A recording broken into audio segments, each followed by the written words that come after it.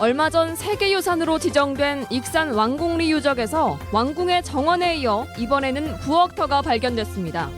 일본 아스카 시대에 그대로 전파돼 동아시아적 가치가 큽니다. 기금운용본부 공사화에 대해 야당이 강력 반발하고 있습니다. 기금의 안정성 논란으로 번질 태세여서 전북 이전에도 여파가 미칠 수 있습니다. 도내 한 대학의 이사장이 사업 자금을 마련하기 위해 학교 자금을 횡령한 의혹이 불거져 검찰의 수사를 받고 있습니다. 여러분 안녕하십니까? 전북권 소식입니다. 1400년 전 백제시대의 왕궁 부엌은 어떤 모습이었을까요? 유네스코 세계유산으로 선정된 익산 왕궁리 유적에서 백제시대의 왕궁 부엌터가 최초로 발견됐습니다. 일본 왕궁 축조에 영향을 준 건물터도 확인돼 왕궁 유적의 우수성을 엿볼 수 있습니다. 김하연 기자가 보도합니다. 3단으로 움푹 패인 구덩이. 이곳에서 백제 시기의 철제 솥이 발견됐습니다. 인근에선 불탄 흙과 다량의 숯이 바닥면에 깔려 있는 곳도 보입니다. 음식을 만들었던 도구와 흔적들. 우리나라에서 최초로 백제시대 왕궁의 부엌이 모습을 드러낸 겁니다. 용도가 과연 굴뚝이 쪽에서 아궁이에서 사용하면서 굴뚝이 연기가 빠져나가는 시설일 가능성이 높은데요. 부엌터와 함께 특이한 구조의 건물지도 확인됐습니다. 왕궁 내 의례가 행해진 정전의 양쪽에 남북으로 긴 형태로 뻗은 장낭형 건물터가 모습을 드러냈습니다. 백제 고유의 궁성 형태인데 벼루와 등잔 등이 발견돼 신하들이 머물던 곳으로 추정됩니다. 이 형태는 일본 고대 국가가 태동한 아스카의 궁과 오사카의 나니아노미와 형태와 유사해 왕궁리 유적이 일본 아스카 문화에 영향을 준 근거로 해석됩니다.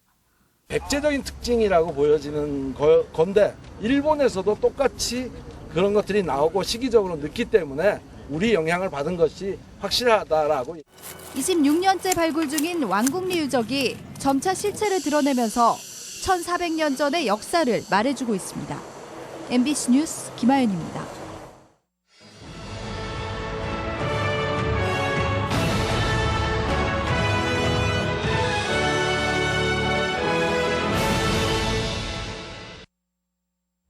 백제유적 세계문화유산 등재 기획보도. 오늘은 세계유산으로 지역경제 파급 효과를 거두고 있는 일본 나라현의 사례입니다. 세계유산으로 연간 1000만 명 이상의 관광객을 모으는 나라현이 전라북도에 시사하는 바가 작지 않습니다. 이경희 기자가 취재했습니다.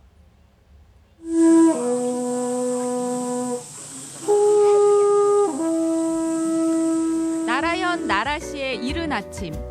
호른 소리에 사슴들이 달려오고 관광객들은 신기한 볼거리에 즐거워합니다. 초록의 잔디 위를 뛰노는 사슴은 나라의 상징이 됐습니다. Cool. It's nice. It's fun to see them walk around the city, and this was really cool. The gathering. 매년 나라현을 찾는 관광객은 1,300만 명.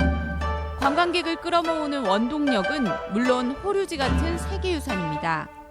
세계에서 가장 오래된 목조 건물인 호류지와 세계 최대의 목조 건물인 도다이지는 일본을 찾는 해외 관광객들에게 필수 코스가 됐습니다.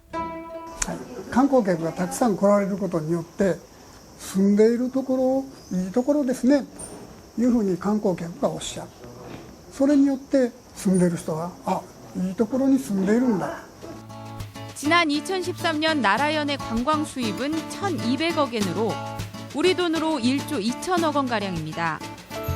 인구는 140만 명으로 전라북도보다 적지만 관광 수입은 10배에 달합니다. 그런데 나라현이 세계유산 덕에 앉아서 돈을 끌어모으는 것은 아니었습니다. 관광객들이 나라시를 당일이나 몇 시간 스쳐 지나가는 데 그쳐 고민이 많았습니다. 머무는 관광을 위해 세계유산을 활용한 각종 축제를 마련해 관광객을 붙들었습니다. 조명과 촛불을 활용한 야간 경관을 볼 수 있는 밤축제를 활성화하고 아침에도 고요한 풍경을 즐길 수 있는 행사가 이어집니다. 각종 캐릭터 상품 개발은 주민 수입으로 직결됩니다. 夜の宿泊客がどうかしませんので、そのあたりを中心に宿泊おもてなしというテーマで、少しでも観光客が来ていただけるように頑張っております。 세계유산을 통해 관광객을 끌어모으고 이를 지역의 관광 수입으로 연결시킨 나라연의 사례가 이제 막 세계유산으로 지정된 전라북도의 세계유산의 활용 사례로 제시되고 있습니다. MBC 뉴스 이경입니다. 송하진 도지사는 어제 최경환 경제부총리를 면담하고 새만금 남북 이축도로 예산 400억 원과 왕궁 축사 추가 매입 예산 150억 원, 지도권 산림치유위원 예산 36억 원의 국가 예산 반영을 요청했습니다. 이들 예산은 아직까지 내년 예산에 반영되지 않은 것으로 전라북도는 기재부의 최종 예산 심의와 국회 심의에 기대를 걸고 있습니다. 새누리당의 기금운용본부 공사화가 기금의 효율성을 해칠 수 있다는 우려 어제 짚어드렸는데요. 결국에는 전주로 오는 본부의 규모까지도 줄어들 수 있는 심각한 문제라고 합니다. 유룡 기자의 보도입니다. 2012년 새누리당 김재원 의원은 보건복지부 산하의 기금운용본부를 확대해 공사로 만들겠다는 법안을 발의합니다. 그런데 지난달 발의된 정의수 의원 법안은 국무총리로 소속을 바꾸고 중앙행정기관으로 독립시키는 방향으로 진전됩니다. 지난 17일 발의된 김인옥 의원 법안은 아예 공사 사장을 대통령이 임명하는 것으로 바꿨습니다. 정부가 국민연금의 지배권을 강화하는 방향으로 일관된 흐름을 보이고 있습니다. 미래 세대를 준비하는 중요한 법이니까 수익률도 올려야 되고 안정성이나 공공성에 대한 이야기를 하는 거죠. 야당은 정부가 지금도 주식 부양 등에 수십조의 국민연금을 임의로 이용하고 있는데 합법적으로 운용권을 움켜쥐겠다는 것이라며 반발하고 있습니다. 국회 소관상임위 위원장인 김춘진 의원은 법안을 상정하지 않겠다며 배수진을 쳤습니다. 많은 주식을 가지고 있기 때문에 주주권을 어떻게 행사하느냐, 여기에 따라서 기업들이 줄서기를 할 수 있습니다. 그래서 정부로부터의 독립이 무엇보다도 필요합니다. 야당이처럼 강경한 태도를 보이는 것은 연금의 3대 원칙인 독립성과 책임성, 효율성을 해칠 우려가 있기 때문입니다. 시장에 대한 파급 효과를 고려하면서 이렇게 중립적으로 운영해야 된다는 원칙이 하나가 있고요. 어떤 정치적인 압력이나 아니면은 정부의 그 정책 같은 데 휘둘리지 말아야 된다는 이런 원칙. 또 수익성이 목표가 되면 자체 운용보다는 외부 투자회사 위탁이 늘고 그 결과 직원 채용과 본부의 규모도 축소될 수 있어 이전 기관으로 받아들이는 전북에도 악영향이 우려됩니다. 전문가들은 지배구조만 건전해도 연간 1%의 수익률 향상이 가능하다며 권력 또는 이익단체의 외압을 차단하는 것이 지배구조 개편의 첫 번째 원칙이라고 말합니다. MBC 뉴스 유룡입니다. 도내 교육계에 비리 의혹이 잇따르고 있습니다. 이번에는 대학 이사장이 거액의 학교 돈을 횡령했다는 의혹입니다. 학교 측은 강하게 부인하고 있는데 검찰이 수사에 착수했습니다. 보도에 강동엽 기자입니다. 군산의 한 대학교. 이 대학의 이사장 이모 씨는 지난해부터 개인 사업을 벌였습니다. 건축업자와 동업해 경기도 용인에서 여러 채의 빌라를 짓는 주택건설 사업에 뛰어든 겁니다.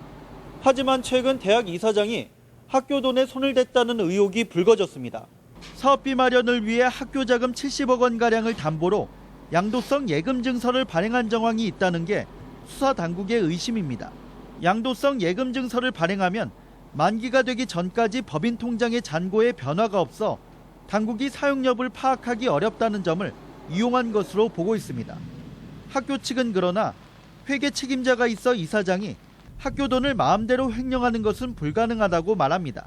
그 정도 금액이 나왔다가 뭐 시비로 전환되고 이런 방법을 취했다고 하면은 금융 이동은 사실 눈에 더 잘 띄잖아요. 검찰은 수사를 위해 동업자 등 관련자들에 대한 소환 조사에 나섰습니다. MBC 뉴스 강동엽입니다. 순창군 농민회 등 순창 지역 5개 사회단체는 성명을 내고 황군수가 부인에 대해서는 무죄를 확신하고 비서실장은 개인적 일탈 행위라고 말한 것은 진전성이 없는 사과라고 비판하며 혐의가 사실로 밝혀지면 당장 사퇴해야 한다고 밝혔습니다. 한편 새정치민주연합 중앙당 조직국은 지난 18일 순창을 방문해 사건 경위와 배경에 대해 조사를 벌이고 지역 민심을 파악했습니다. 전라북도의 경제 규모는 전국 2%도 민망할 정도로 계속 축소되고 있습니다. 지역 내 총생산 규모를 집계해봤더니 역시 전국 최하위권이었습니다.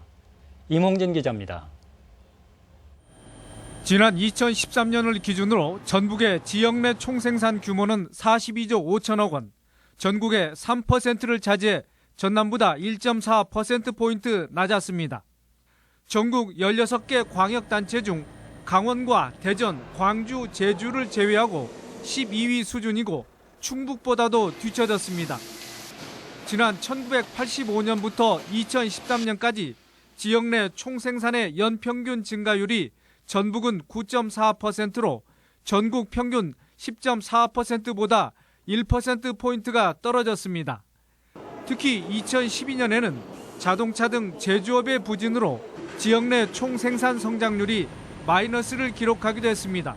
1인당 지역 내 총생산 역시 전북은 2,364만 원으로 전국 평균 2,848만 원에 비해 16.9%가 낮았습니다. 또한 호남 평균에 비해서는 10.8%가 떨어졌고 전남에 비해서는 1,100여만 원이 적었습니다. 고물가치 산업을 할 수 있는 어떤 비중 자체가 아직도 지금 그 농림업 비중이 높다 보니까 이런 부분들이 그 광주조 부분에 비해서 많이 좀 비중이 좀 높은 편이라.